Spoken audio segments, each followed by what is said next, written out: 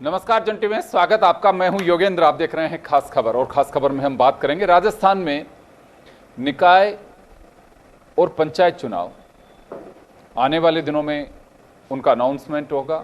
इसी के साथ आचार संहिता प्रदेश में लग जाएगी, जो लगभग मिड नवंबर तक चलेगा ये सिलसिला। पहले निकाय, फिर उसके बाद पंचायत चुनाव होंगे। 2 चरण में निकाय और 4 चरण में पंचायत चुनाव। खैर, लेकिन बड़ी बात यह है कि उससे पहले, हालांकि यूं तो सियासत में पारा हमेशा ही गर्म रहता है, लेकिन अब बात मुद्दे, कमियां, कहीं खामी, यह सब चीजें गिनाने का अवसर होता है। और नई बात नहीं, इससे पहले भी इसी तरह की स्थितियां बनती रही हैं।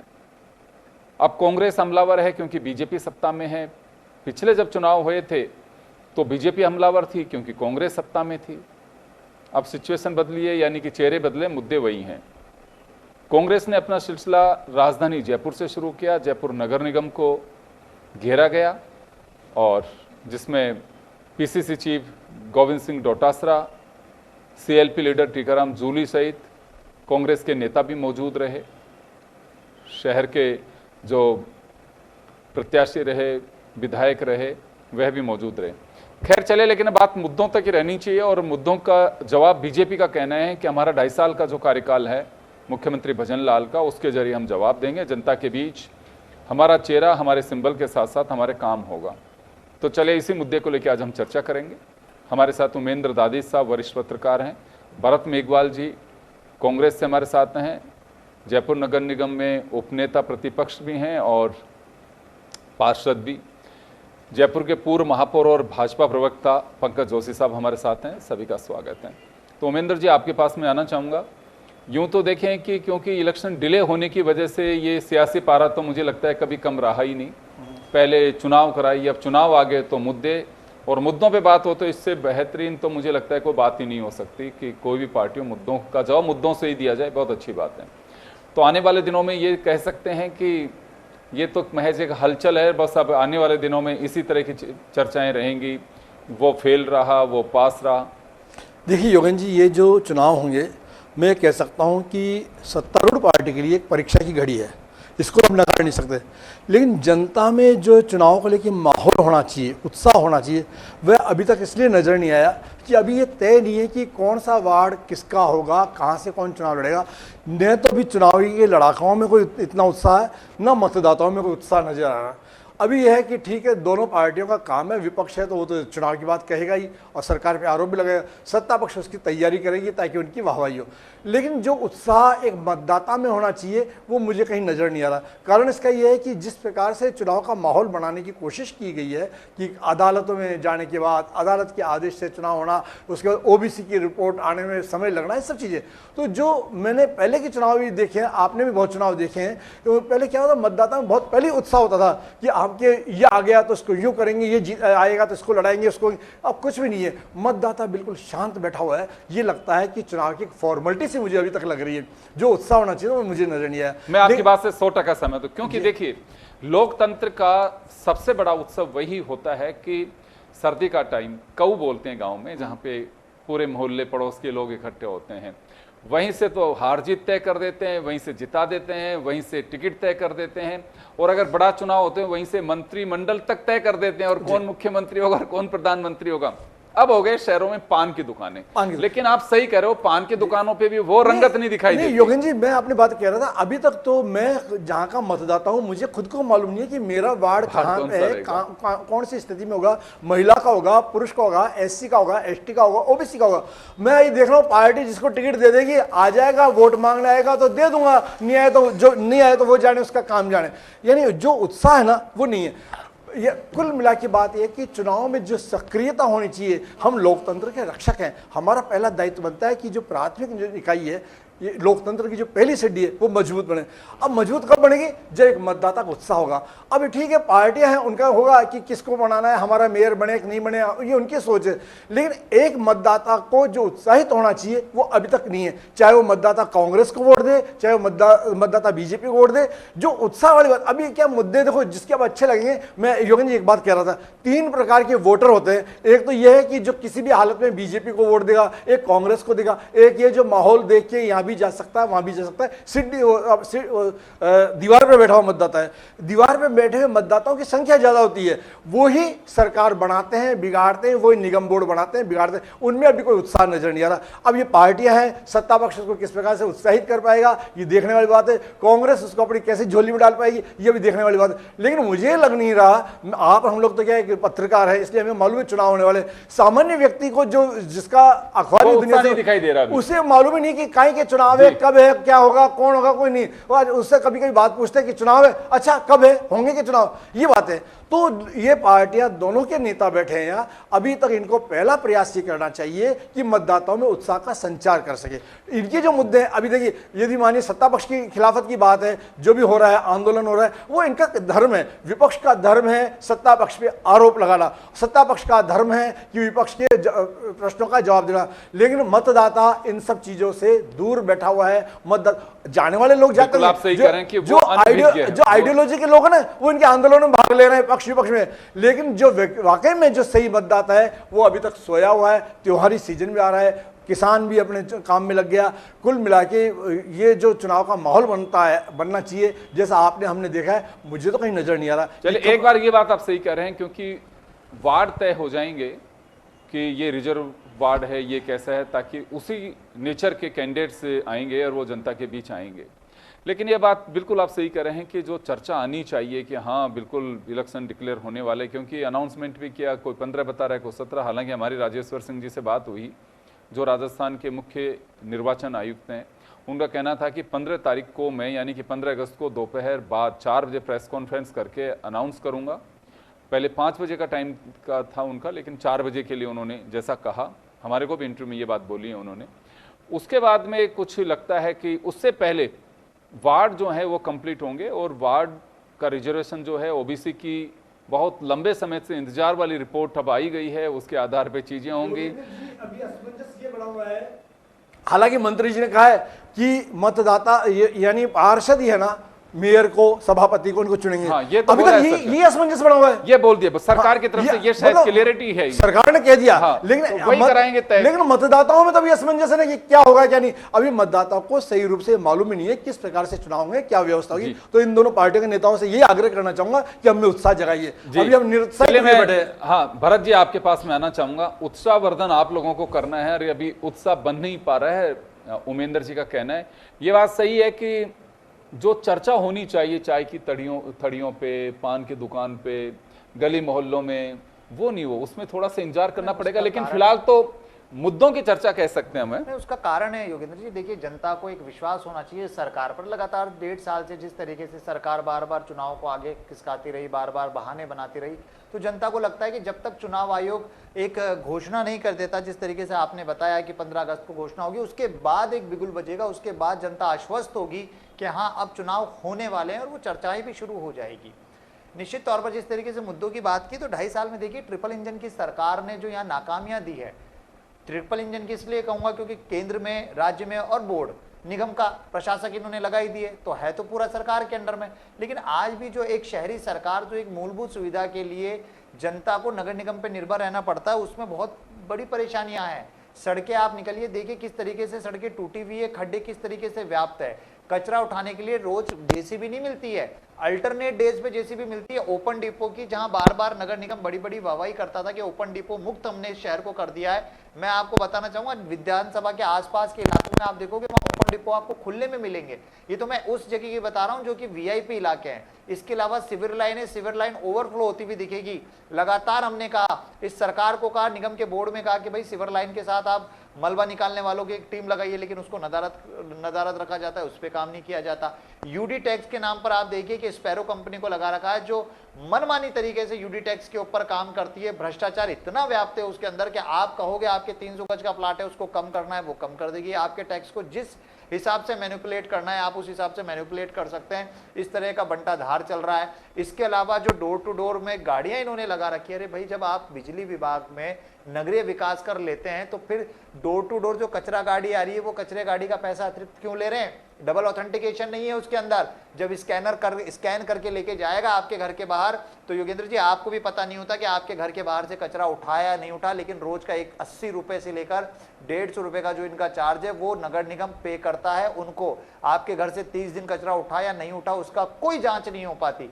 ऐसे लगातार नगर निगम के अंदर भ्रष्टाचार व्याप्त है। शहरी सेवा शिविर के अंदर ये पट्टे नहीं दे पाए, कच्ची बस्तियों के पट्टे पर इन्होंने रोक लगवा दी है। तो ये जो मुद्दे हैं, ये मुद्दे जनता के मुद्दे, इन मुद्दों को लेकर कांग्रेस सड़क पर उतरी है। और आप निश्चित रूप से मानिएगा, रोज एक प्रिंट मीडिया का अखबार है वो रोज देता है विद्याधर नगर में काफी समय से जो पानी है, बरसात का पानी भरा हुआ है, उसकी निकासी की नहीं है। क्यों? क्योंकि जब रोड बनाई, टाइलें लगाई तो उसको ऊपर कर दिया गया, जल निकासी का कोई संसाधन नहीं रखा। सांगानेर के अंदर रामपुरा रोड में यही है, नालों की सफाई व्यवस्था जिस हिसाब से होनी चाहिए थी, पूरे नाले साफ नहीं हुए हैं। और अभी तो बरसात पड़ी ही नहीं है ढंग से।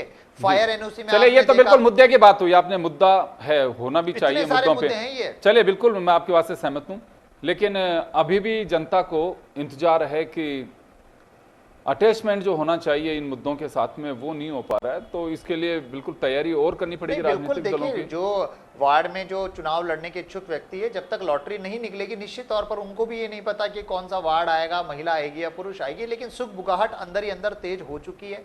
जनसंपर्क लोगों ने शुरू कर दिया है, लोगों के बीच में बातचीत शुरू हो चुकी है। लेकिन जैसे ही लॉटरी का बिगुल बजेगा, जैसे ही सारी तस्वीर क्लियर होगी, सब चीजें होगी। कांग्रेस ने पहले से अपनी सारी जो रूपरेखा है वो तैयार है। कांग्रेस ने अपने जो भी कमेटीज थी उन कमेटीज का गठन कर लिया है। डीसीसी के अंदर लगातार मीटिंगों का दौर शुरू हो गया है। पीसीसी प्रदेश अध्यक्ष हमारे गोविंद सिंह डोटासरा जी ने भी निर्देशित कर दिया है। प्रभारी 2 साल पहले से लग चुके थे। हर वार्ड के अंदर हमने निगरानी हमारी शुरू कर दी थी। जहां जहां जो समस्याएं थी आप मान के चलिए, क्योंकि आज जयपुर के अंदर अधिकतर जो विधायक है वो तो यहीं के है ना, मुख्यमंत्री यहाँ से आते हैं, डिप्टी जो है वो यहाँ से आते हैं, बोर्ड हमेशा बीजेपी का रहा है, सांसद बीजेपी के रहे। अगर उसके बावजूद भी जयपुर जैसी पिंक सिटी शहर को अगर इस तरीके से चीजें देखनी पड़ती है, जाम को देखना पड़ता है, उद्योग भवन के पास में यहाँ आज भी अगर बरसात हो जाए तो पानी भरा ही रहता है, वो निकलता ही नहीं है पानी। आज भी उसकी ड्रेनेज की व्यवस्था नहीं है यहाँ टी पॉइंट के पास में। अगर ये सब चीजें अगर उद्योग भवन सचिवालय के पास में नहीं हो पा रही तो आप सोचिए जयपुर की क्या स्थिति होगी। ये वो मुद्दे हैं जो हकीकत है, इनका समाधान होना चाहिए। कुछ मुद्दे बने रहने चाहिए, नहीं तो जो आएगा फिर उसके लिए क्या मिलेगा। मैं पंकज जोशी साहब के पास में जाना चाहूंगा। पंकज जी खुद एक मेयर भी रहे हैं। पंकज जी, चुनावी बिगुल बजेगा, जैसे अभी उमेंद्र जी ने एक सवाल खड़ा किया कि अभी जनता के बीच में चर्चा नहीं है चुनाव को लेकर के कोई बहुत ज़्यादा। एक रिजर्वेशन भी एक कारण है कि मेरे वार्ड की स्थिति क्या रहेगी, और दूसरा कांग्रेस ने जो मुद्दों को अब आधार बनाए हैं, अभी आपके सामने भरत ने भी कहा कि हम मुद्दों को आधार बनाकर जाएंगे, ये जो खामियां हैं जनता के बीच लेके जाएंगे और गिनाएंगे। अभी जैसे निगम का भी घेराव किया, तो यहाँ तो निगम का ही घेराव कर सकते हैं क्योंकि जयपुर शहर के लिए तो सबसे बड़ी पंचायत यही है। तो आप किस तरह से देखते हैं इनके घेराव को भी और जनता में जो माहौल नहीं बन पा रहा है उसको भी? देखिए योगेंद्र जी, आपने खुद ने स्वयं सुना, खुद ने आपने बात की, और इस जयपुर की जनता अच्छी तरह जानती है कि कांग्रेस ने यहाँ पर जो है, देखिए उन्होंने खुद ने कहा कि यहाँ पर हमेशा बोर्ड रहा, पार्टी का जो है शासन रहा और उन्हीं के लोगों को जो है यहाँ पर रहा। तो इसका मतलब ये कि जनता उनको चाहती थी, जनता ने चुना। लेकिन आप देखिए कि जनता के विपरीत कैसा काम किया। तो पहली बार तो ये किया कि भाई हम जो है सीधा जो है निगम के चुनाव कराएंगे, और निगम के चुनाव सीधे कराने का पहला जो है एक्सपेरिमेंट जो है वो कांग्रेस की सरकार ने किया, और कांग्रेस की सरकार एक्सपेरिमेंट में सफल भी हो गई। चलिए, आपने किसी ना किसी तरीके से जो आपके वोट थे उनको जो है एकत्रीकरण करके आपने उसमें सफल भी हो गए। और सफल होने के बाद लेकिन वो सफलता आपकी ज़्यादा दिन तक टिकी नहीं रही, क्योंकि जिस तरीके का 2009 से लेकर के 2014 का बोर्ड, मतलब लगातार आपने पहली बार देखा होगा कि जो है कि उस टाइम की मेयर जो आज की अब हमारे पास में है, तो अब जो है वो जाकर के जो है एक मुख्यमंत्री की शिकायत करके आए। मुझे बताइए, कोऑर्डिनेशन होना चाहिए मेयर में और सीएम में, एक पार्टी के हैं। अभी तो अपन मुद्दे पे आए। मैं यही कह रहा हूं। पंकज जी, पुरानी बातों में नहीं जाऊंगा, देखिए बहुत सारी बातें, लेकिन मैं ये जानना चाह रहा हूं वर्तमान में क्या कुछ चल रहा है, मैं उसकी बात कर रहा हूं। देखिए पब्लिक में मैंने कहा ना आपको, पब्लिक में जैसा अभी जो है कांग्रेस पार्टी ने भी कार्य करा कि देखिए सारे वार्ड जो है, कोई महिला वार्ड होगा, कोई जो है ओबीसी होगा, कोई जो है रिजर्व वार्ड होगा, एसटी और एससी वार्ड होंगे, तो डेफिनेटली देखिए अंदर अंदर ये सब चीज़ें हैं। लेकिन अब जो है वो जो चीज़ पहले हुआ करती थी, क्योंकि अब क्या है कि मैक्सिमम जो है आप देखिए कि जो चुनाव का प्रचार है या लोगों से मिलना है या ये सारा का सारा डिजिटाइल हो गया। तो आप देखिए डिजिटाइल पर तो आपको फोकस दिखेगा, लगातार दिखेगा, डिजिटल बहुत सारा चलता हुआ दिखेगा, लोगों की जो है आपको बधाइयाँ भी आती दिखेंगी, ये भी लोग सभी सब करेंगे काम जो होता है। लेकिन बिल्कुल साहब उमेंद्र जी ने बहुत सही कहा कि पहले जो चुनाव में हुआ करता था कि चुनाव में बाकायदा जो है उसकी तैयारियाँ होती थी, उसके लोग होते थे, ये पहले से तैयार थे। लेकिन भारतीय जनता पार्टी की मैं आपको बता दूं कि भारतीय जनता पार्टी की तैयारी है। भारतीय जनता पार्टी ने अपने संभाग स्तरीय जो है पहले ही तय कर दिए थे, जब चुनाव से डिक्लेयर हुए उससे पहले ही लगभग बता दिए कि जब ये रिजल्ट आए उससे पहले ही माननीय जो सरकार ने कहा, ओबीसी की रिपोर्ट को कहा। उसके पहले जो है आप देखिए कि हमारी जो इलेक्शन का मैनिफेस्टो की जो कमेटी है वो बन गई। लगातार जो है पार्टी जो है अपने बूथ स्तर तक को जो है वैसे भी देखिए आप देखेंगे तो भारतीय जनता पार्टी 24/7 की पार्टी है। भारतीय जनता पार्टी इलेक्शन के मोड की चिंता नहीं करती। भारतीय जनता पार्टी को तो लगातार जो है अपने जो कार्य हैं और कहीं ना कहीं जनता में इस चीज़ का महत्व जाए कि आज आपने स्वयं ने देखा कि आप देखिए कि 15 अगस्त आ रहा है। अब 15 अगस्त पे लोगों में मोटिवेशन होना चाहिए, या मुझे बताइए कि जो है ये, क्योंकि अभी तो चुनाव सबसे पहले पार्टी जो है आप स्वयं देखें, ये पार्टी वही पार्टी है जो लगातार कह रही थी चुनाव कब कराओगे, चुनाव कब कराओगे, चुनाव कब कराओगे। अब चुनाव आगे तो चुनाव की तैयारियां होनी चाहिए, लोगों में मोटिवेशन होना चाहिए या स्थिति की। लेकिन मैं कह रहा हूँ आपके पास वक्त है, आपको करना चाहिए, उजागर करनी चाहिए। और पंकज जी वही एक बड़ी बात है, ये कह रहा हूँ। अब जयपुर में आप देखेंगे अगर बात करें तो जिसका इंटरेस्ट केवल चुनाव लड़ने में और उसी में सिर्फ उन्हीं लोगों ने डिमांड की कि कब ओबीसी की रिपोर्ट आएगी और उन्हीं को पता है। नहीं देखिए, दो बड़ी चीज, आम पब्लिक को कोई लेना देना ही नहीं है। आपकी इच्छा हो जब रिपोर्ट लाओ, इच्छा हो जब चुनाव कराओ। योगेंद्र भाई कारण रहा, जैसा ओमेंद्र जी ने कहा ना, कारण रहा। क्योंकि आप देखिए कि जयपुर की सिटी का जो एक कल्चर था वो बहुत अच्छा कल्चर था, बहुत डिफरेंट कल्चर था। वहाँ लोगों को लगता था, वहाँ जो है भंवर जी भाई साहब, गिरधारी लाल जी, यहाँ तक कि जो है कांग्रेस के जो है लोग जो है खड़े हुए। लेकिन मैं फिर कह रहा हूँ आपको कि आज की हालत जो है, वो एक सवाल, हाँ, जो चुनाव होंगे ये बीजेपी कांग्रेस के चुनाव है या आम जनता का चुनाव है?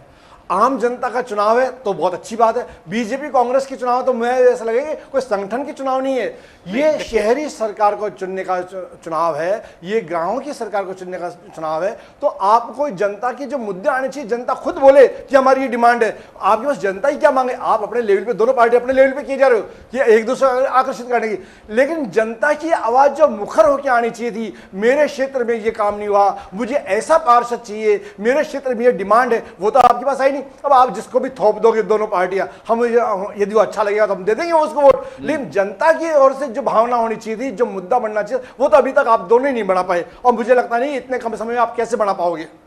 नहीं देखिए ओमेंद्र जी, मैं दो बात आपकी बात को जो है सहमत हूँ इस बात से कि देखिए पहले की जो है परिस्थितियों में आपकी परिस्थितियों में भी डिफरेंसेस हैं। क्योंकि आपने स्वयं ने देखा है कि जयपुर का जो वॉल सिटी वाला एरिया था वो काफ़ी मुखर और काफ़ी ये होता था। लेकिन आज वॉल सिटी की जो स्थिति है वो बेसिकली वो स्थिति नहीं जो पहले थी। आज वॉल सिटी में बहुत कम जो है जयपुरवासी वहाँ रह गया है। और उसका कारण भी आप देखेंगे तो जो दो निगम किए और दो निगम के बाद जिस तरीके से हमारी सरकार ने नहीं, इन्हीं की सरकार में, इन्हीं की सरकार के अंदर इन्हीं के मेयर घिरे। और किसने घेरा? आज जो लोग सबसे ऊपर जो है कंधों पे बैठे हुए थे, उन्होंने ही उनके ऊपर आरोप लगाए। उन्होंने कहा कि जो है भ्रष्ट मेयर है, इस मेयर को हटाना चाहिए, उनके मुख्यमंत्री से कहा। तो मैं कह रहा हूं कि ये जब चीजें होती हैं तो कहीं ना कहीं इससे जनता के बीच में निराशा पैदा होती है। जनता बिल्कुल निराश होती है कि ये जो है केवल और केवल जो है पार्टी और पॉलिटिक्स में केवल और केवल जो है लगातार इस तरीके के किए जाते हैं। और मैं कह रहा हूँ इसको सबसे ज्यादा यदि खराब करने का पोजीशन क्या है तो कांग्रेस सरकार ने किया। मैं कह रहा हूँ कि आपने स्वयं ने देखा कि मैं कह रहा हूँ कि इस चीज के लिए इस वजह से पब्लिक का इंटरेस्ट कम हो रहा है। नहीं देखिए पब्लिक का इंटरेस्ट कम हो रहा है। देखिए पब्लिक मैंने कहा ना, देखिए वॉल सिटी का जो इंटरेस्ट था, वॉल सिटी में आज भी आप देखेंगे तो वॉल सिटी की हालत क्या है आप स्वयं देखें कि वॉल सिटी की जो हालत बनी थी। मैं कह रहा हूं कि भरत मेघवाल जी जो है उसमें मेयर रहते, मैं लगभग एक वीक में एक दिन जो है गणगौरी बाजार जाता था। पूरे 5 साल जो है खुदी हुई सड़कों में गया। आपने चाहे नाले डाला हो, चाहे पानी लाइन डाली हो, लेकिन पूरे 5 साल खुदी। और 5 साल खुदने के बाद लगातार जब बनी चुनाव में, तो चुनाव में बनने के बाद लगातार 1.5 साल में जो है वापस टूट गई। और मुझे बताइए कि आप क्या बताइए जियो नेशन में नहीं हुआ। उन्होंने जो मुद्दा बनाया कि स्पैरो मर्जी से लोगों के पैसे लगा रहा है। स्पैरो मुझे बताइए स्पैरो को अधिकार किसने दिए? 2000 मुझे बताइए 2018 में आने के बाद, सुनिए ना 2 मिनट सुनिए, 2019 में आपने क्या अधिकार दिया उसको? 2019 में क्या अधिकार दिए सरकार ने? अधिकार क्या दिए? सुनो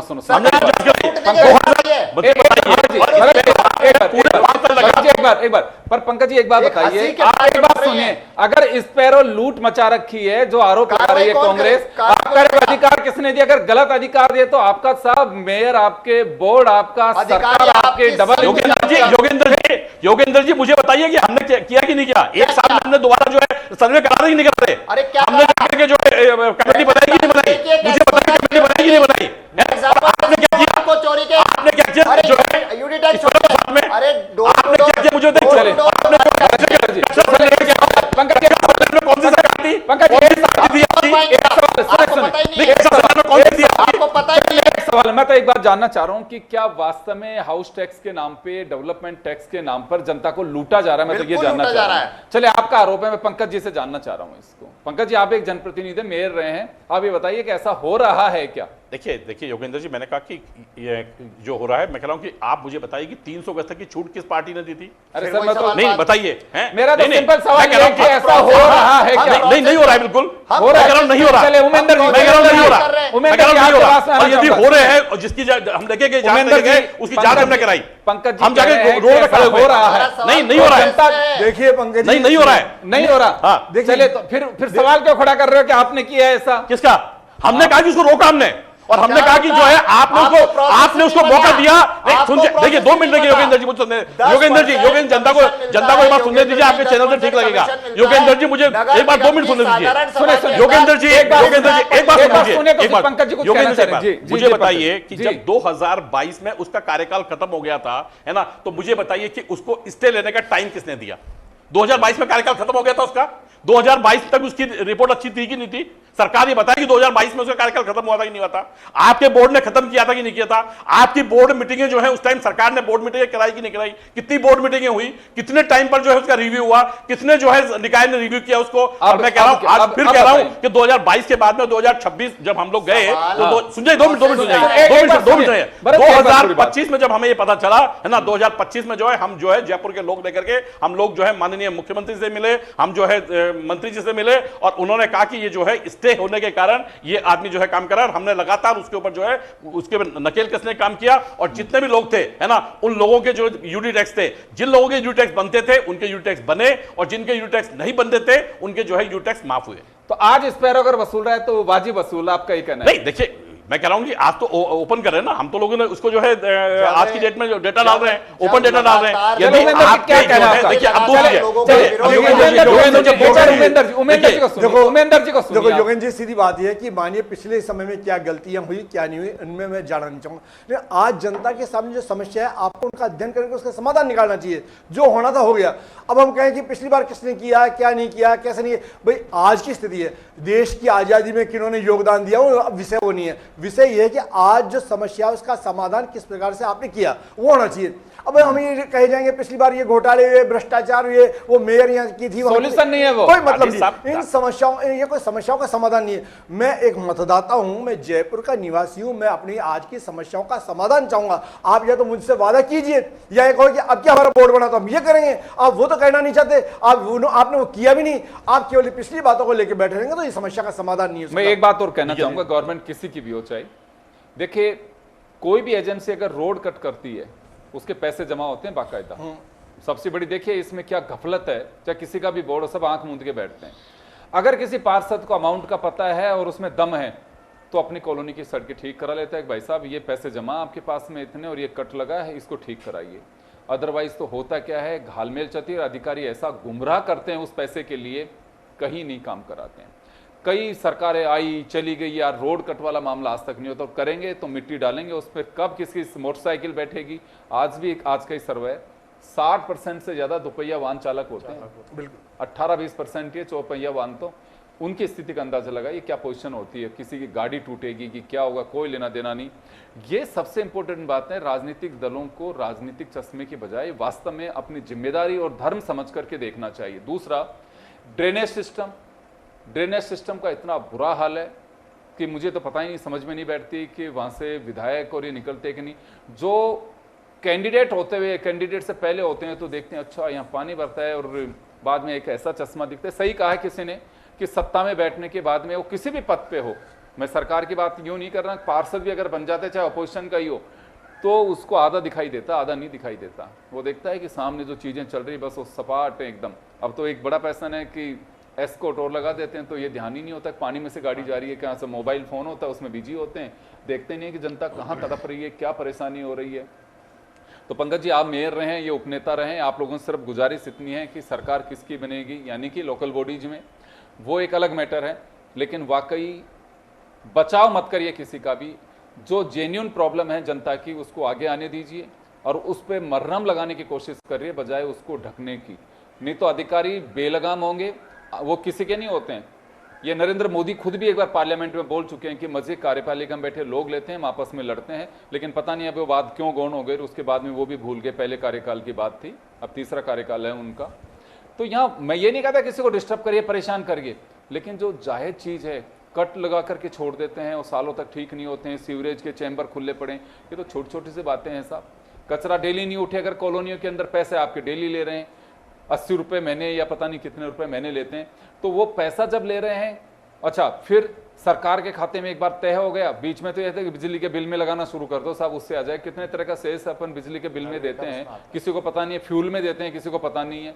तो ये पैसा जनता से लिया जा रहा है, उसका वास्तव में बड़ी जिम्मेदारी के साथ में उसका सॉल्यूशन भी होना चाहिए। नहीं तो ये होगी कि लूट मस्ती है और लूट की छूट में कोई पीछे नहीं है, जिसका अवसर मिलता है वही लूटता है। मैं लूट इस वजह से कह रहा हूं कि न्याय नहीं मिलता है तो उसे लूट ही कहा जाता है।